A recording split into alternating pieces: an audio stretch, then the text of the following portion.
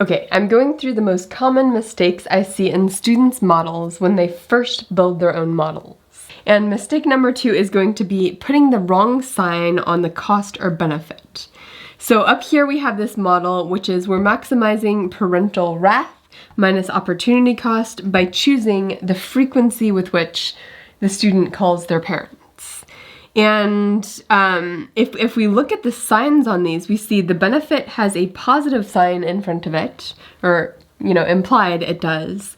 But wrath is actually a bad thing. So anytime you have a bad thing, it should have a negative sign in front of it.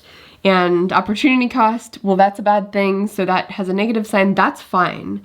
So you basically, after you build a model, you want to go through and ask yourself, is this good or bad? And do I want to put a positive or negative sign in front of this based on that? Now, sometimes students will fix this and they'll look at it and they'll be like, wait a second, there's no benefit in the model. Do I need to fix that?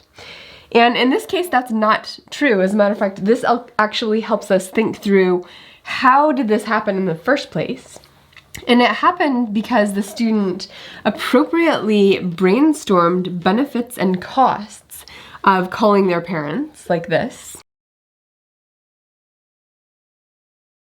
So this is the process for building models. You come up with brainstormed benefits, brainstormed costs, you choose your favorite from every list, and then you use those as the benefits and costs. However, when this shows up in the model, parental wrath should have a negative sign in front of it, yet it's still a benefit of calling your parents. And the reason for that is when you call your parents more often, their wrath goes down. And if you want to represent that using calculus, it looks like this. So of course, this just says there's a negative relationship between calling your parents and wrath. So this term is going to pull up calling your parents. It's going to pull up that frequency, meaning it's a benefit. So that's a pretty easy one to fix in your models. You really just need to check every term in your model to make sure the sign in front of the term actually matches whether or not this is a good thing or a bad thing. That's it.